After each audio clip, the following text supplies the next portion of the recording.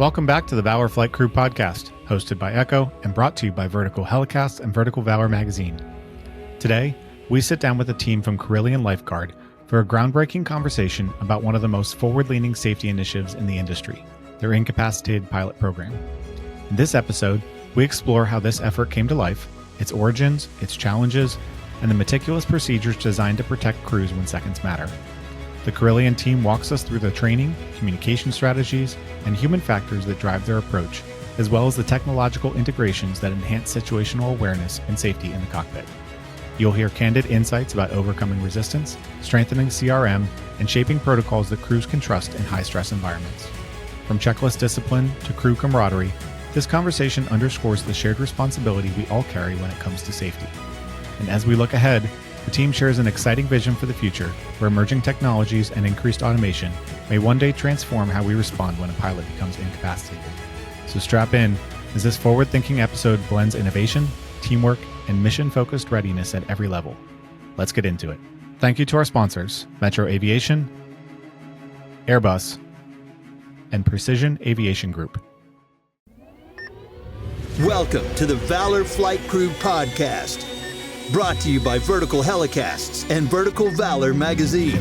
Produced in partnership with Echo, Every Coast Helicopter Operations. The Valor Flight Crew podcast promotes the personnel and life-saving equipment behind helicopter air ambulance services.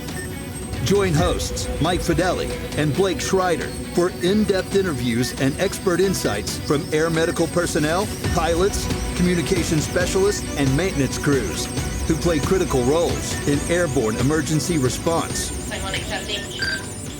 Copy, Line 1, gotcha, accepting. You're going to be talking to Red Feather 1 on LCEMS. What's up, everybody? Welcome back to the Valor Flight Crew podcast. As always, your host, Mike Fideli and Blake Schreider. How are you today, Blake? Doing good, Mike. How about you?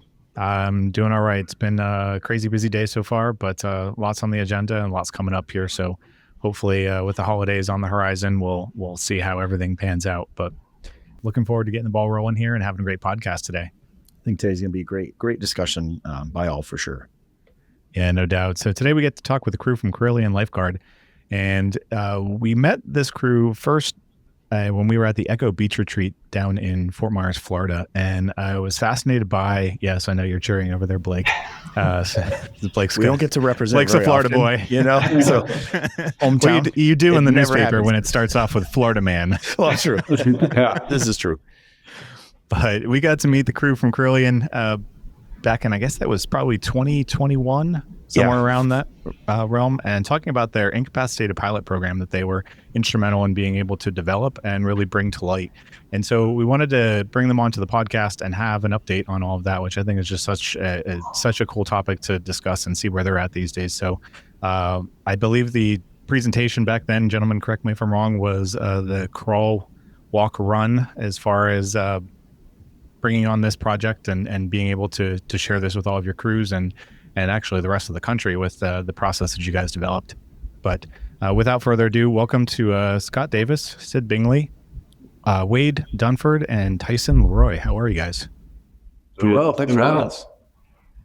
Yeah, we're super excited to have you guys on here. And I've been wanting, since we started doing the podcast, this was one of the first ideas that kind of came to mind of being able to have you guys on and be able to discuss things. I was so fascinated by the presentation that you did and talking through how you guys have developed this incapacitated pilot program. It's been more and more on the discussion board, I think, across the entire industry as to what would we as med crew do if there was ever, an incapacitated pilot, and how would we handle that situation? I know there was a couple other presentations out there of situations that crews have been in where they have had an incapacitated pilot for one reason or another.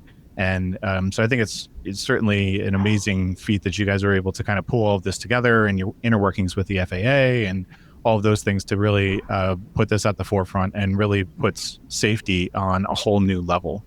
And so really looking forward to having that discussion and seeing where you guys are at, at the current time frame and go from there. So I think if we can just do a real quick introduction, if you guys don't mind, just real quick saying who you are, what your role is, and what your flight experience is. My name's Sid Bingley, and I'm a flight nurse. I have been doing this for almost 14 years now. Awesome. Welcome, Sid. Scott Davis. I'm a flight paramedic and base safety officer, and I've been doing it about 11 years now. Excellent.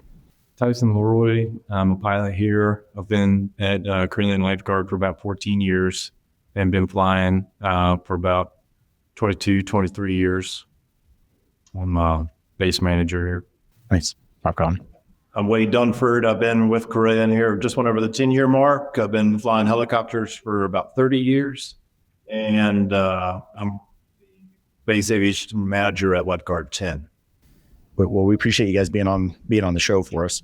Would you guys be able to just kind of throw out there? So how did this really kind of come about for you guys? And what was it? Was there maybe an incident, or was there a thought process? And with all you guys having vast experience, what was it that really kind of brought forth this plan or this idea to develop a process or, procedure for incapacitated pilot for your program?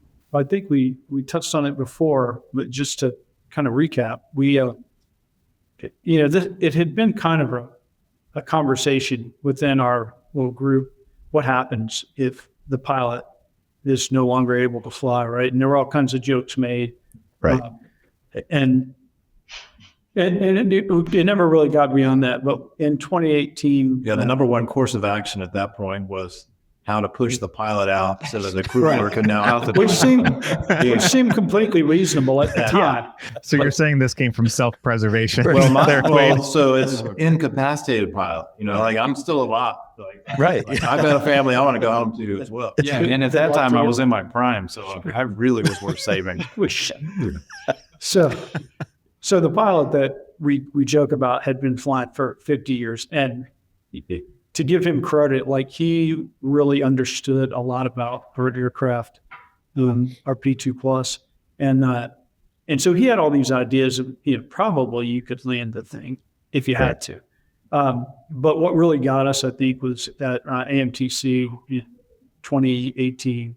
We went to AEL's presentation, and they did like this 3-part presentation about they had a pilot that was incapacitated. So there were 3 separate presentations. One was from the point of view of the communications staff, because it puts them in a bad spot too. And there was I think one part was from the safety people, AEL, and then the last part was the med crew, and what that experience was like to them. And so we kind of left out of there thinking, we got to do something, right? We don't need to sit idly while the aircraft goes where it wants. Just It's start just not screaming a going to lot. be a good outcome. So we started talking about it. We came back and our pilots are pretty savvy, most of them.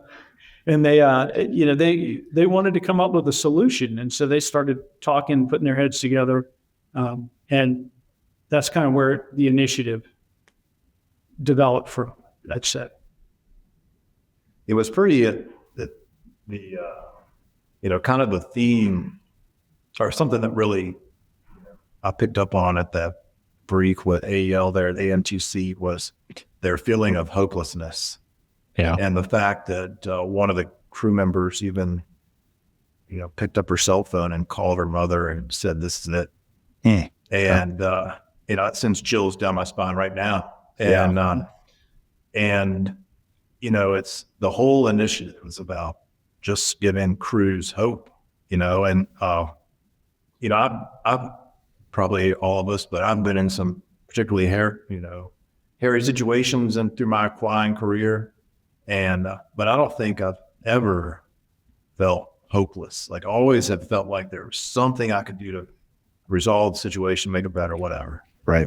And I don't know that even to this point in my life have I ever felt like that true hopeless feeling. And I can see it and hear it in their voices. And, what I know is I want to avoid that. And I want to avoid that feeling for my crew members.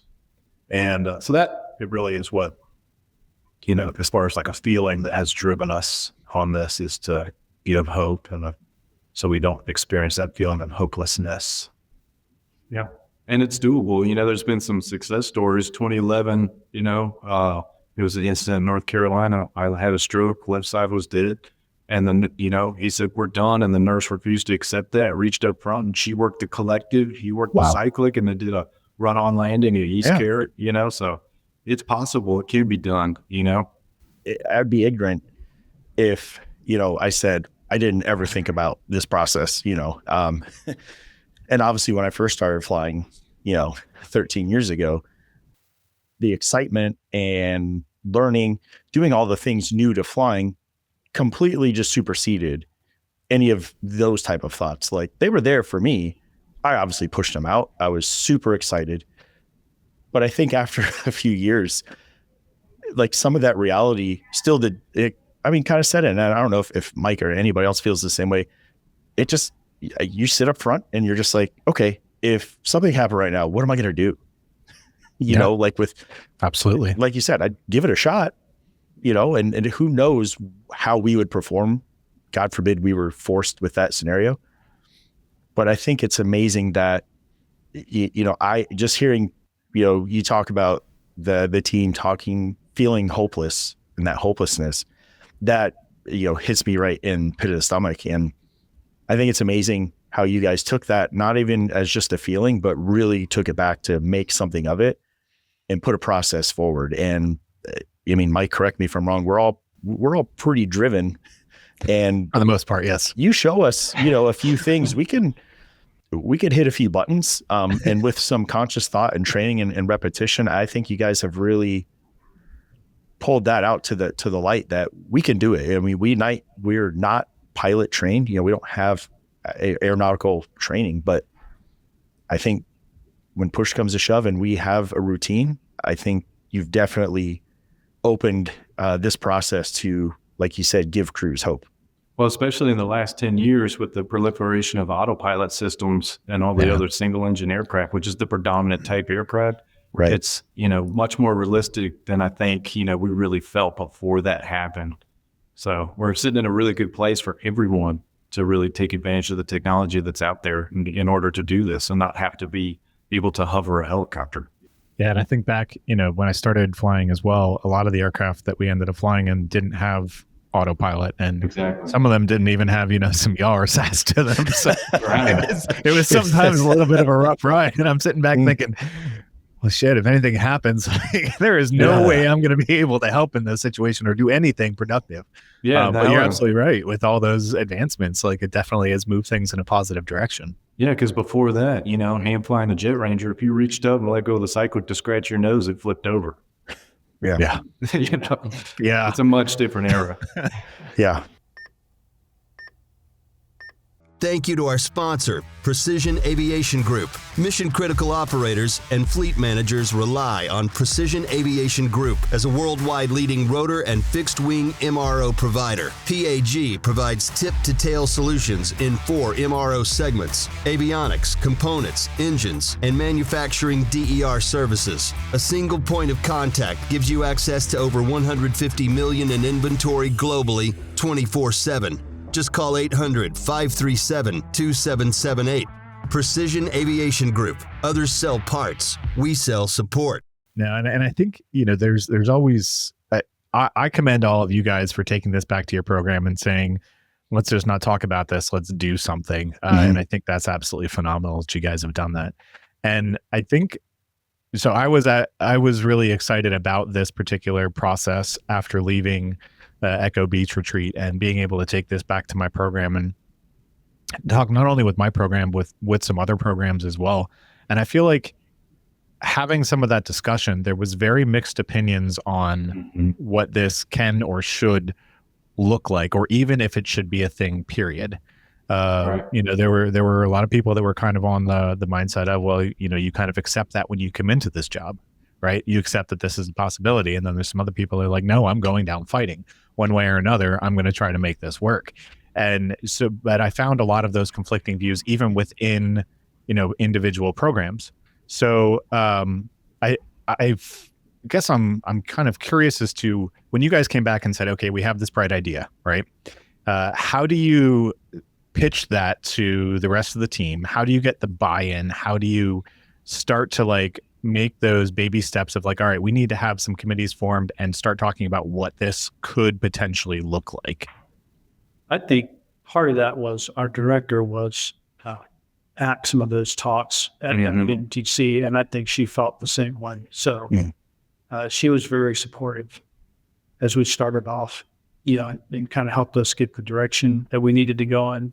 I love that. It's certainly something that has to come from the top down, right? Like you need to have that buy-in. And there's so many cogs to this wheel that need to align appropriately in order to make this process continue forward for you. So certainly respect, having that leadership buy-in to be able to be like, yes, this is something we do need to do. We're going to give you every opportunity. So kudos to them for really recognizing what this could potentially be.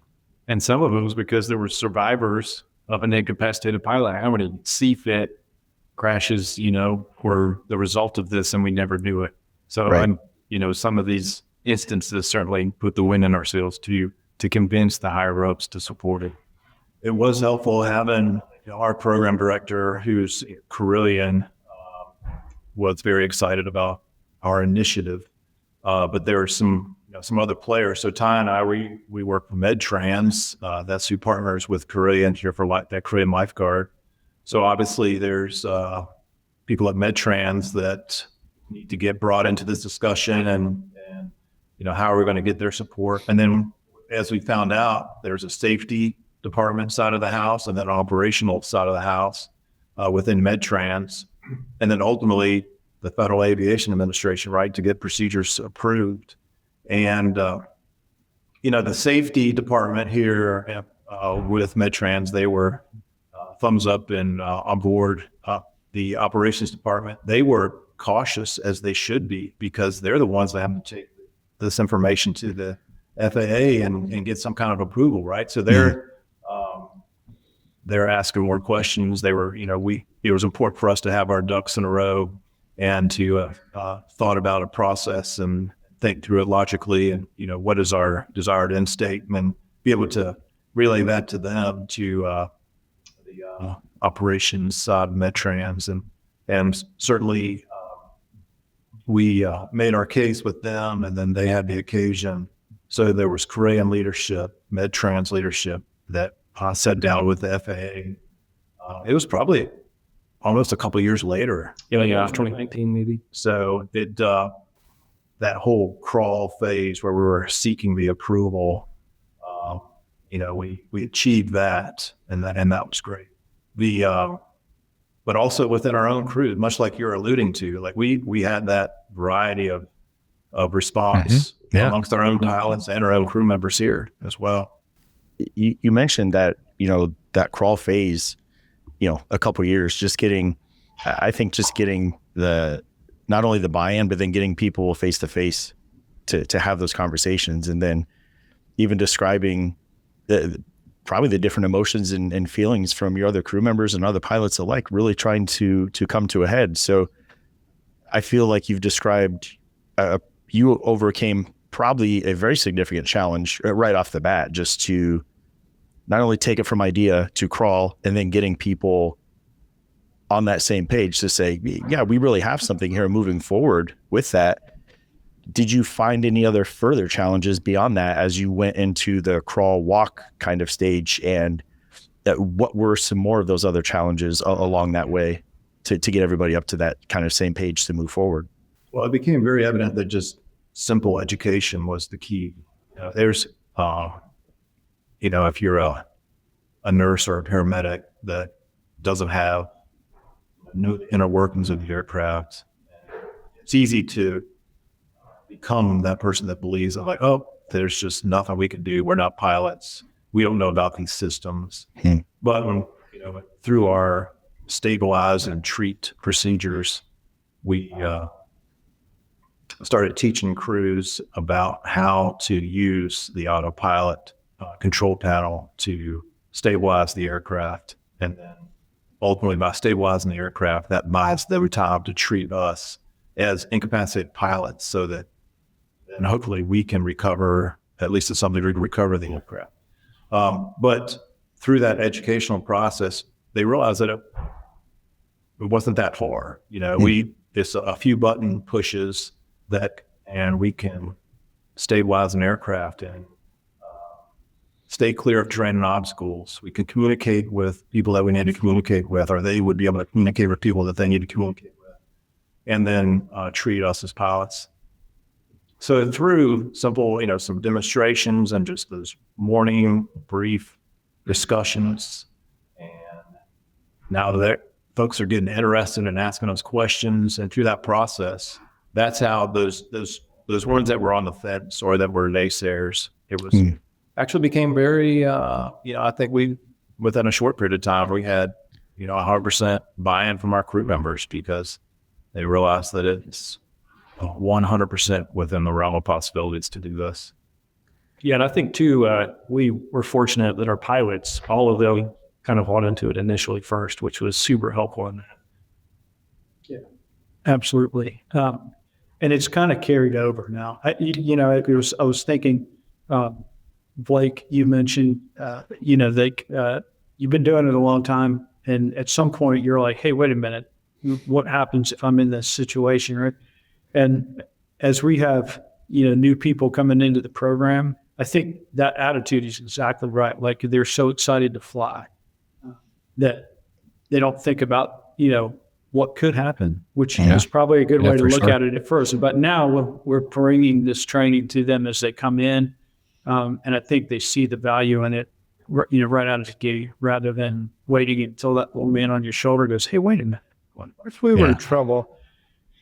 What would I do? But now there's an answer. So I don't think I really ever thought of any crew or personal demise, oriented type thoughts. I was just so focused, when I first started, on just learning how to stand, and just trying to get comfortable. So especially as a clinician, I just solely relied on the trust of, the maintenance of the aircraft, the pilots, everything. I solely, my thought process and everything. It's not that I didn't think of those things. I think more or less my focus was just my role as a clinician. And I don't know, I think maybe a couple of years and, a couple of those kind of long dead leg flights, and your mind just starts, you have those thoughts. And I really started to just kind of wonder, what would I do? And I just, guess I'm along for the ride. It was really the thoughts that I had at that time. And I think that I was very much the same way too. Like, Sid, like you said, I was when I started in this industry, I was like, this is the best job in the world. Like I didn't think about like the actual like ramifications of what was happening. And I look back on, I started flying in 2012, which was still kind of like in the height of where we were having as an industry quite a few accidents occurring. And never once was that a factor in my decision to want to do this job. Like I wasn't even for the most part aware of a lot of that. And it wasn't until being in the industry for a little bit that I was kind of like, this is an actual like real possibility. And it did start to, I wouldn't say necessarily worry me, because I did have that implicit trust in my pilots and in my crews and my maintainers. But it was certainly something that it was kind of like, okay, well, at this point, the only thing I can do is come to grips with that. I love this job. I'm going to come to work and do this job. And if this is my last day to do this job, then it is what it is. But now to have that chance. And I think that's the cool part about, like, it gives that little, like you were saying before, Wade, that hope, right? Like that option that maybe there is something else. And it's that, treat and stabilize aspect of it. I mean, we as clinicians do that every single day with every patient counter that we have. Yeah. And contrary to some people's beliefs, I think, you can teach old dogs new tricks. And Blake and I'm putting you and I in that category. Blake, yeah, we're getting up there. Where we can learn to do some of those things that can buy us some of that time to really figure out what's going on. So I love that. And when we, you kind of alluded to it a little bit, but I wonder if you can kind of go through what the process is. So you talked about, getting the buy-in from both of your leadership teams. You talked about kind of getting the buy-in from your other crew members, and now you have this concept, right? So how did you kind of bring this to fruition, and what was going to be your process, at least initially, for what a med crew member would do in the event of an incapacitated pilot? Thanks to our sponsor, Airbus. Airbus provides the most efficient helicopter solutions to its customers who serve, protect, save lives, and safely carry passengers in demanding environments. Its civil and military helicopters are flying all over the world, making missions possible. Visit airbus.com for more information. So the first thing is that we fly the EC-135 P2 Plus. Okay. So that's where our thought process was with that airframe as we developed its procedures, knowing that there are aircraft out there that are single engine and don't have an autopilot or don't have this or that. Well, we started planning this around what we knew and what our program had. For sure. Interestingly, it's like, that our aircraft is all about redundancy. There's two engines, there's two hydraulic systems, there's dual electrical systems, there's multiple radios, there's even two medical crew in the back. So what was, part of the problem here is there's only one of me, And it's not redundant, med crew. We just need two of us. But we just need two. So what are the one place that we lack redundancy is with the pilot. Now, we do happen to have a fairly capable autopilot. Sure. But that backs us up as pilots. But, how do we use that system to help us in this situation? So the other thing to mention, too, is that we as pilots and the way that we're trained, the way we operate is that we spend a preponderance amount of our, the majority of our time flying this aircraft with the autopilot engaged. So a lot of times, if a incapacitated pilot scenario was to occur, the aircraft is coupled to the autopilot and probably is on a path to keep it clear of terrain and obstacles and that kind of thing. And maybe adjustments would need to be made or turns back to a logical place to start a recovery or something like that. But in a lot of the scenarios, our autopilot's engaged. But then there's takeoff, landing, and maybe a few other scenarios where the aircraft is not at the appropriate airspeed or whatever for the autopilot to engage. But we knew that the autopilot is what was going to be the key to this process. And the beauty of it is that in the aircraft that we fly, the autopilot control panel is in the center console, and it's accessible by the co-pilot seat, where on two of our three legs that we fly, there's going to be a flight paramedic or a flight nurse sitting there right next to me. And we can develop some procedures where they can push some buttons, or first off, validate is the autopilot on or is it off? Right. And if it's on, make sure it's in the right settings. If it's off, take the steps to engage her. So our first 5 steps are on our process, on our procedures, are to stabilize the aircraft. So for example, if we're flying along and the autopilot is disengaged, and this is how we will demo this when we're training as well. It's like, let's say the aircraft is in a descending left-hand turn with a reduced power setting because we're in a descent. And so just through a few easy button pushes and making sure we're at the right power setting with the collective, you can push altitude hold, and that will capture the altitude that the aircraft's at. And it's a beautiful thing to demonstrate to the crews. So when we're in that descending left-hand turn and you hit altitude hold, and the aircraft stops descending. Yep. So now we're not descending, but we're still in a left-hand turn. So the next button to push and the procedures for the P2 Plus is the heading button. And when you push the heading button, it captures the heading that the aircraft was on at that moment and rolls the aircraft wings up. So now we've stopped a descent, we've rolled the aircraft wings level, and now we just need to ensure that the appropriate power is set to maintain the flight regime that we want to be in. So also accessible from the co-pilot seat is the collective. Now we would demo that through our training, but in a real scenario, crew member in the left seat would just raise the collective up to 8 FLI, which is the crew's power set. And that ensures that the aircraft has the right power to maintain the altitude and airspeed that it's at. So now the aircraft is stabilized, but just because we're stabilized doesn't mean, especially here in the mountainous area that we operate in, doesn't mean that we're safe yet. So we still may need to climb higher to get above terrain or obstacles, and also turning may be helpful to help to avoid the obstacles as well. So the steps 4 and 5 are, so we've engaged the altitude. So now you can dial up to a higher altitude and then hit altitude acquire, and the aircraft climbs itself to that altitude. This is all being done by the autopilot control panel in the center console. And then finally using that heading knob to turn the aircraft. Yeah. And it'll turn at a rate that's a function of airspeed. But, if you turn the knob counterclockwise, then the aircraft turns left. If you turn the knob clockwise, the aircraft turns right. So those are for the final adjustments to ensure clearance from terrain and obstacles. So now the aircraft is stabilized, and all that has occurred through button pushes on the autopilot control panel, and then also making sure that the collective is at the right power setting for that flight regime. So, it's a very, very simple demo to our crews on how to do that.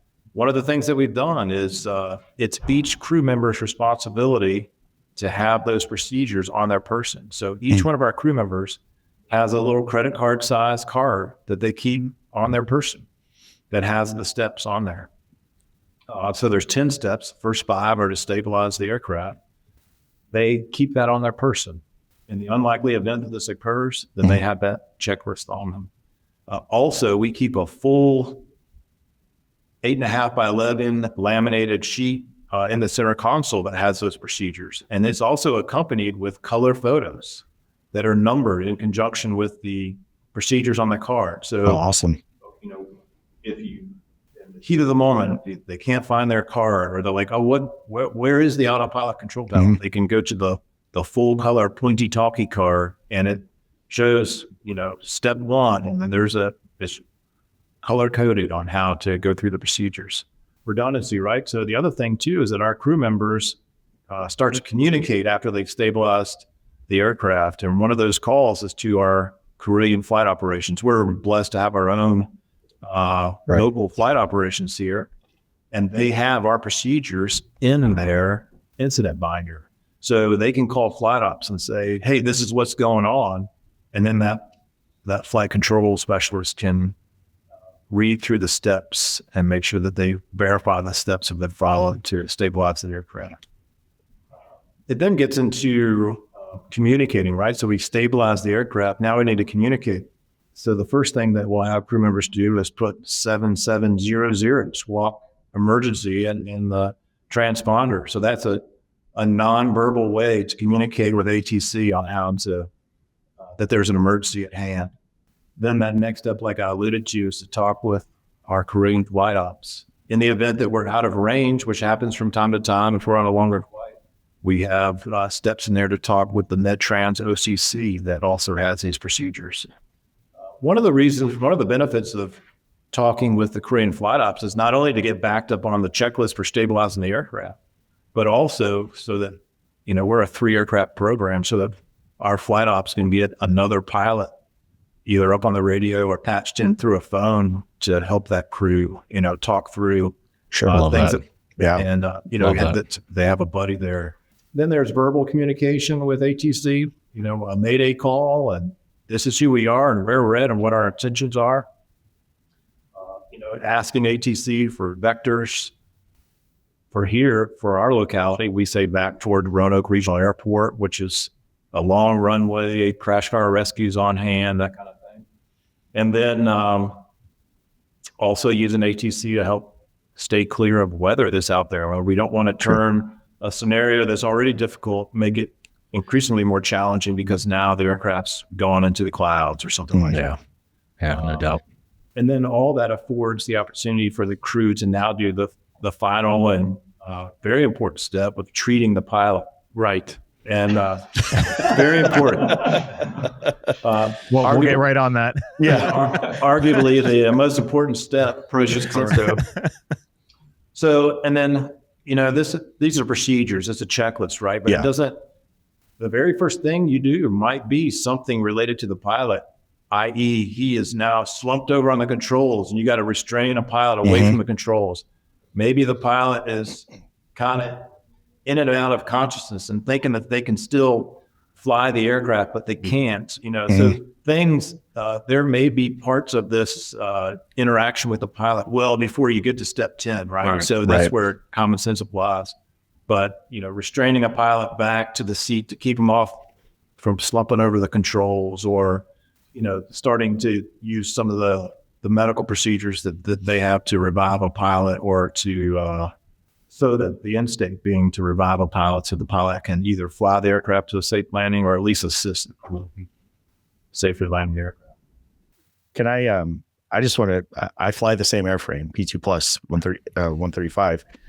Now, obviously a lot of interiors are different. For your programs, if both crew members are patient loaded or in the back and this were to occur, can the crew have some type of access up to the center console for the autopilot, like in between? Because ours is a curtain, we have a tower, but I know on the aft facing co-pilot side, I can move the curtain and kind of get around the seat and at least make an attempt, depending on the interior makeup. Is that possible for your guys' program? Thank you to our sponsor, Metro Aviation. Metro Aviation, the world's largest family-owned aeromedical operator, offers comprehensive aircraft services with 140 plus aircraft in over 25 states. The Completion Center installs medical and law enforcement kits and avionics, serving diverse aviation needs including offshore, utility, VIP, and corporate sectors. Yeah, I know exactly what you're getting at. So first off, this whole incapacitated pilot, so helicopter aviation, EMS aviation, right? It's safer for us to go work during the day than it is to get to work, right? Statistically. So that we have that going for us, that aviation is inherently safe. Yes. And so we just need to know that. Also, there's procedures in place to where pilots have to be reviewed medically, make sure that we're healthy and all that kind of stuff. And then as we kind of narrow it down, 2 out of our 3 legs, there's a crew member up front. But there is that one leg where, like you said, that both crew members are in the back. But our chances of that scenario happening are, really small percentages, but can still happen. And Murphy's Law, that's what it's going to happen, right? Yep. So I always say Murphy is alive and well, and if I ever meet him in a dark alley with no witnesses, it's on. But we've done, back when we were developing these procedures, at my base, exactly 20% of our crew members were small enough to shimmy between the co-pilot seat and the doors without opening any doors to get up front. Yeah. And they physically had to take off their helmet, because the helmet won't fit up there. You have to be able to get skinnier than the width of the helmet to get up. At that time, I'm out. Yeah, exactly. That ship sailed about 4 years ago. Right. So, at that time, and maybe it's still kind of true, about 20% of our crew members fit that bill. So, so there's that reduced that percentage of that being an issue even more. Sure. But yes, that is an issue because 80% of the people can't get up front, and you need to get up front to do those broad pushes and all that kind of stuff there we were talking about. And, that's an emergency situation. And, but then nurse in East Care way back then, she was able just to reach up through the middle and reach the collective and manipulate the collective in that exact scenario. So to pull the power. Yeah. Right. So, because we got the tower like you're talking about, leg 2, so we can't access the front from the middle there. But we also got Scott Davis, who'd be skinnier than Helm. That's right. Hold me closer, tiny dancer.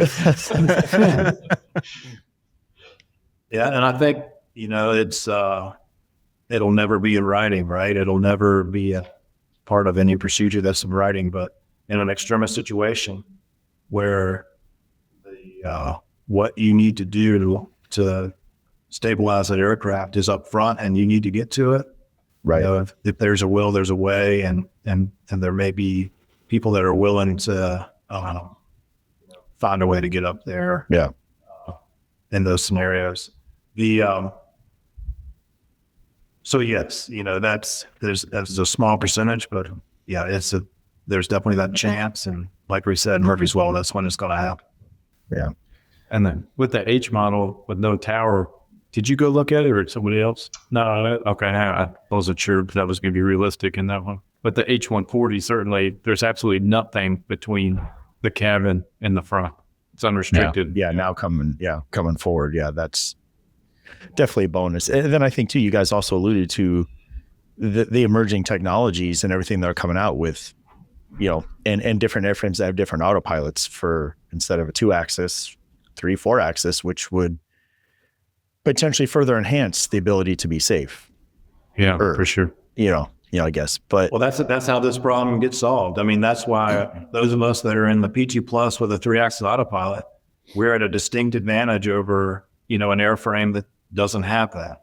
Right. And then, you know, we're fortunate as a program here in the coming months, as we get into 2026, we're going to replace our PT Pluses with 3 H135s and with a 4-axis autopilot and all of the technology that has.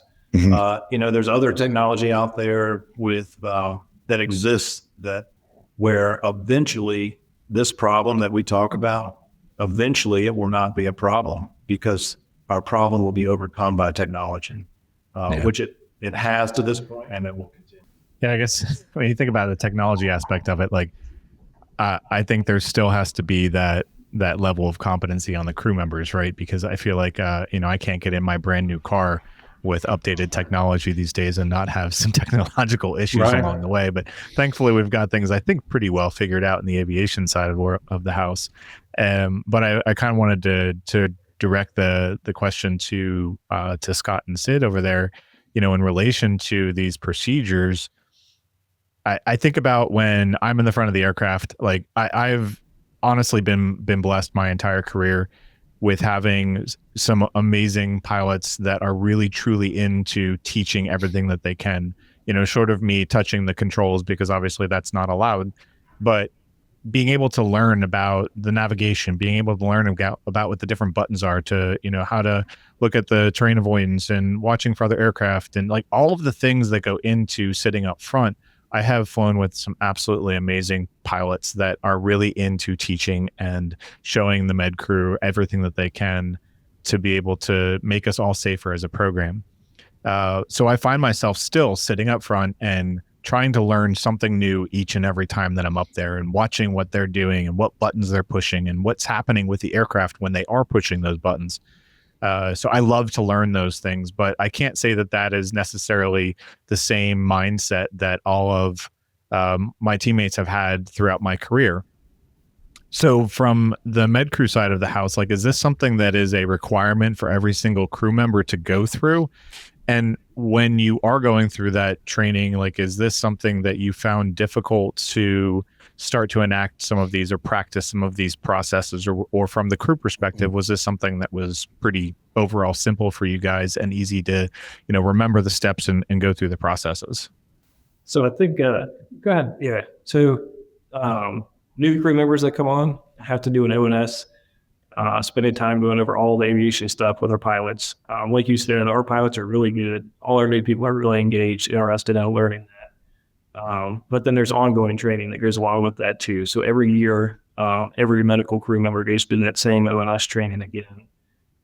And that incapacitated pilot procedure, when we developed it, was added to that ONS for all of med trans, actually. Yeah. So they do get the initial training, and then they do get ongoing training. But I think, like we've talked a lot about here recently too, we've had a lot of turnover, a lot of new medical crew members. It's kind of re-engaged some of the people that have been around for a while, like us, because they're learning that procedure. You know, stuff can get stale when it's been around for a few years. So yeah. And you want to make sure they know the procedures, right? Because if you're in the back, on that left. Yeah. Yeah, exactly. If I'm the one that's in the back, I want to make sure that my partner is well prepared and able to help out in that situation. Do you guys remember when we had the sheet for doing random in-flight training? What was just helping you guys talk? Yeah. We've done several different things like that over the years. So one of our team goals a few years ago was practicing these drills monthly. So the pilots on a dead leg would say, hey, having a medical emergency, you guys, verbalize and walk me through all these steps that you guys would do right now if I was incapacitated. And I think seeing, like Wade was saying, them push those buttons when we would say, well, we would push the, the altitude hold and we see that we're not descending anymore. And we would say, we change the heading. I think seeing the aircraft move when they press those buttons is huge for us to see that it's totally doable. It's not a difficult process. I think from like a clinician and the training, like we try to practice as we preach, or try to make as realistic as possible. So, not the first flight out the gate where your pilot's gonna be, hey, by the way, incapacitated. No, like you're maybe 2 flights in and, you're making that small leg back and you start to have that little bit of mental fatigue. You're tired to think about all the charting you have to do. And then that comes out. I mean, at the time, I'm probably going to be cursing at you, but also at the same time, knowing that it's a genuine training opportunity to really exercise our brains and really try to approach that.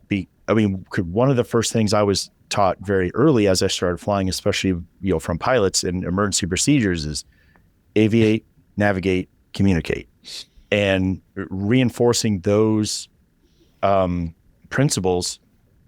And you have that in that checklist and in that procedure to keep that aircraft stable, out of harm's way and climbing. I know you guys said you guys are in Virginia area, correct?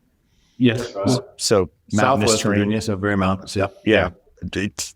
There's nothing down here in Florida. We're at 1,000 feet all day and you will never hit anything.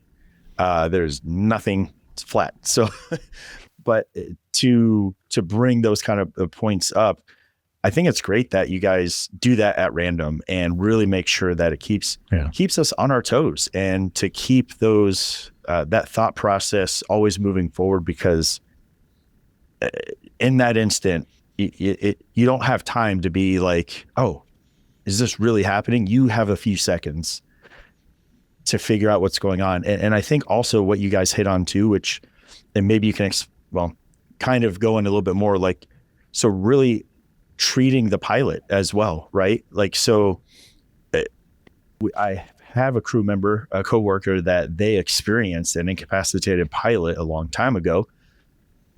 They were on autopilot, they were flying. The pilot had a syncopal episode, was unconscious for a few moments up front. And I commend them for not panicking. They made radio calls that the aircraft was level, flying straight.